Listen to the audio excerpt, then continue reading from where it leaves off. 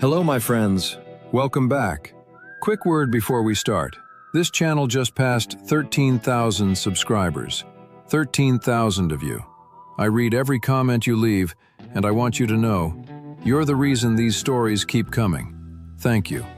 Now, today's story is different from anything we've told before. November 1962. Old Tucson, Arizona. 40 local families worked as extras on a John Wayne picture, and for 3 straight Fridays, not one of them got paid. Here's the part that'll get you.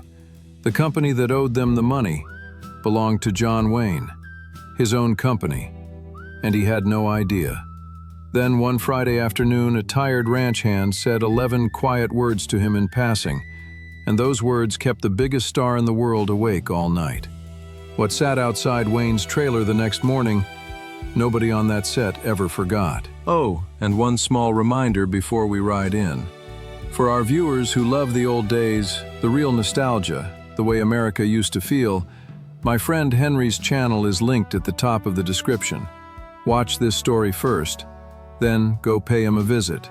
You'll thank me later. Here is the story. The pay window opens at 4 o'clock on Fridays. It's a plywood counter on the side of the production office trailer, and by 10 till 4, there's already a line. Not actors, locals, ranch hands, day workers, men who spent 11, 12, 13 days riding horses through the streets of a fake Western town for a real Hollywood picture, women who stood in crowd scenes in borrowed bonnets, boys who held horses between takes. The clerk slides the window up. He doesn't meet anyone's eyes. He's done this twice before and he knows how it goes.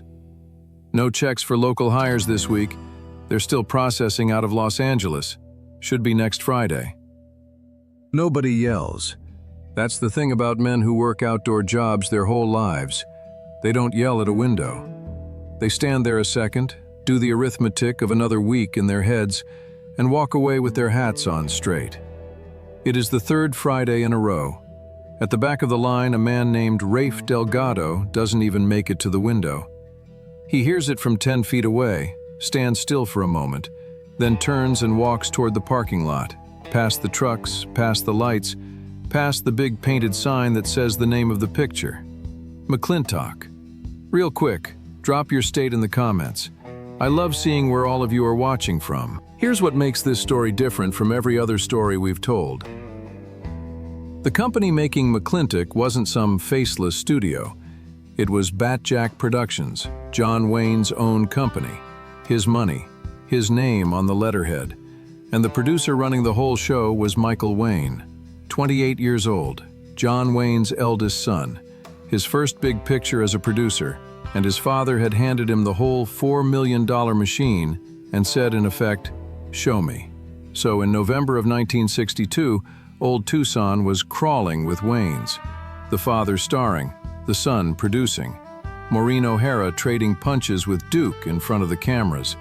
And that same month, the picture shot its most famous scene, the mudslide fight, half the cast sliding down a clay pit into the muck, take after take, day after day. Wayne was 55 years old, covered in mud from boots to hat brim most of that week, working 14-hour days on a comedy that had to land, which is why he didn't know. Stars don't see the pay window. They don't stand in line at 4 o'clock on Friday. The machinery of a production is built so the man whose name is above the title never has to think about the plywood counter on the side of a trailer. For 3 weeks, the machinery worked exactly as designed. Rafe Delgado is 44 years old, and he can do anything on a ranch that needs doing. Fences, cattle, green horses. He works the spreads south of Tucson, down toward Patagonia, seasonal work, honest work, the kind that pays when it pays. When word went out that the picture company needed riders and townsmen, Rafe signed on the first morning. $10 a day, 3 more if you brought your own horse. He brought his own horse. 11 days of work, $143. He'd done the math so many times the number had worn smooth, like a coin carried in a pocket. $143 was 3 pairs of school shoes. His kids were walking on cardboard by November. It was the back half of the rent. And it was Christmas, 4 weeks out, which his wife Elena had already promised the little ones would be better than last year. At the kitchen table that third Friday night, Elena doesn't ask how it went. She can read it off him the way ranch wives read weather. "Next week," Rafe says. She nods and puts the beans on the table, and neither of them says anything else about it, because saying things doesn't move a payroll office in Los Angeles. But what nobody at that table knew was that the payroll office in Los Angeles had already lost the fight. It just hadn't met John Wayne yet. The problem, when it finally came out, was nobody's evil plan. It never is. The local hires were processed as casual labor through Batjac's Los Angeles office. Somewhere between Tucson and Los Angeles, a folder of tax forms got filed wrong. 40 W-4s sitting in the wrong tray on the wrong desk. The system wouldn't cut checks without them. The system wasn't cruel. The system just didn't care, which from the far end of a pay window looks exactly the same. The location auditor, a tired, decent man drowning in receipts, gave the only answer he was allowed to give. LA releases the batch. I can't pay what LA hasn't released. And it might have gone on that way straight through RAP. The company was leaving for Hollywood on December 10th, 10 days out. After that, 40 families would be writing letters to a post office box in Los Angeles, and everyone in that pay line knew what happened to letters like that. Then came the fourth Friday, and the 11 words. Wayne had just come off the mud pit, filthy, tired, hoarse from laughing through the last take. He was walking to his trailer, signing a couple of autographs on the move, when Rafe Delgado came the other way from the pay window, turned away for the fourth time. Rafe didn't plan it. He said later he heard himself talking before he decided to talk. "Fine picture you're making, Mr. Wayne." Flat, courteous, dead level. "Maybe someday it'll pay for my kids' shoes."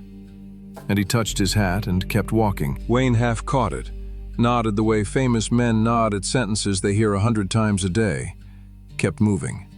By the time he reached his trailer, he'd already lost it in the noise of the day. It found him again at 2 in the morning. He told his assistant later that he sat up in the dark and heard the whole sentence again, word for word, the way you hear a floorboard creak in an empty house. It wasn't a compliment. It had never been a compliment. A man with a face like weather had said something true to him, politely, and walked off before he could understand it. At 7 the next morning, Wayne stood in his doorway with his coffee and said 5 words to his assistant.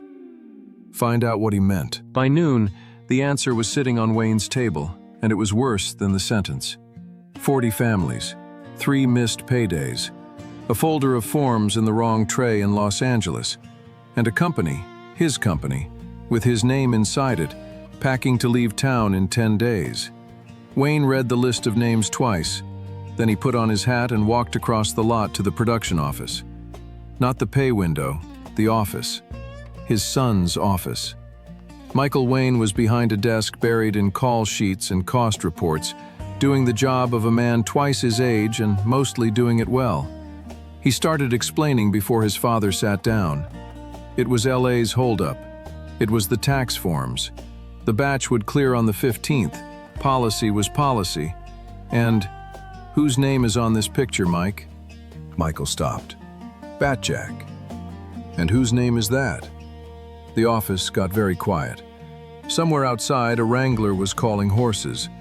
Michael Wayne looked at his father and didn't reach for another explanation, which men who worked with both of them said later was the moment he actually became a producer. The company leaves Monday week, Wayne said. He wasn't loud. He was never loud when it mattered. Those people fed us, hauled for us, rode for us, and put their own horses under our picture. They will not learn what a post office box is. He stood up. I'll handle Saturday. You handle Los Angeles. In writing. Saturday morning, the sun came up on something old Tucson had never seen. A card table. Set square in the dirt outside John Wayne's trailer. On it, a cash box, a stack of envelopes, and the payroll list. Wayne had called the bank in Tucson Friday afternoon himself, and Saturday, before 8, the cash was on the table, and John Wayne was sitting behind it in a work shirt, reading glasses low on his nose, like a paymaster at a cattle drive. Word went through the local hires like water through a dry ditch. They came in trucks and on horseback and on foot, and they lined up at that card table the way they'd lined up at the plywood window. Except this window looked back at them. He paid every one of them, in cash, to the dollar, and he did it slow. That was the part the crew never forgot. He could have had the assistant hand out envelopes in 10 minutes. Instead, Wayne checked each name on the list, counted the money out loud into each hand and shook it after. Looked every man and woman in the eye and thanked them. For the riding, for the hauling, for the horses. Have you ever been paid late when everything depended on it? Then you know what that line of faces looked like. The crew drifted over and watched from the catering tent, quiet, coffee going cold. Maureen O'Hara stood at the edge of it with her arms folded and didn't say one word, and didn't need to. Near the end of the line came Rafe Delgado. Wayne counted out $143, sealed the envelope. Then he held on to it for one extra second and looked up at the man whose 11 words had cost him a night's sleep. "Shoes first," Wayne said. Then the picture. Rafe took the envelope. His jaw worked once. Whatever he'd carried to that table, 4 Fridays of it, he set down right there in the dirt. "Yes, sir," he said. "Shoes first." But Wayne wasn't finished, because paying the debt only fixed the week. It didn't fix the machine. That afternoon he got the Los Angeles payroll office on the phone from the production trailer, and the men who were in that trailer swear that at one point Wayne stopped talking, held the receiver out toward the open door, toward the sound of the lot, the horses, the crew, and then brought it back to his ear. "You hear that? That's my company. Paying its bills makes a sound." Then, level and slow, "You'll wire back what I laid out. You'll fix whatever tray those forms are sleeping in. And from today, local hires get paid the same Friday as the stars. That goes in Batjac policy. On paper. If it can't be done, the picture doesn't leave Arizona." It went in. On paper. And on the Monday the trucks rolled out for Hollywood, Wayne stopped by the production office one last time. Michael had spent his weekend on the phone tearing Los Angeles apart, and it showed on him. Wayne put a hand on his son's shoulder. The whole conversation, one sentence. "You fixed it fast when it counted. That's the job." McLintock opened in November of 1963, and it was a hit, one of the biggest of Wayne's career. Audiences packed the theaters and laughed till they hurt at the mud pit scene. In Tucson, 40 families went to see it. They watched the crowd scenes a little differently than everybody else, leaning over, pointing, "There, right there, that's your father on the gray horse." Rafe Delgado took his family, all of them. The kids wore new shoes. One of those pay envelopes from that Saturday still exists, by the way. A family kept it all these years. Just a plain envelope with a famous Saturday inside it. That's all that's left of the card table, and honestly, it's enough. The story itself stayed in Tucson for 40 years. Wayne never told it. Michael Wayne never told it. It finally came out the way these stories always do, an anniversary piece in a local paper, decades later, when a man old enough to be a grandfather told a reporter about the year his father rode in a John Wayne picture, and the Saturday morning John Wayne himself sat behind a card table in the dirt and paid what his company owed. In cash, with a handshake, to the dollar, because that was the thing about Duke that the machinery could never quite train out of him. He knew whose name was on the picture. If this story reached you, do me a favor. Share it with somebody who's ever waited on a paycheck that mattered. And if you haven't subscribed yet, hit that button. There are more Duke stories coming. As you know, they don't make men like John Wayne anymore.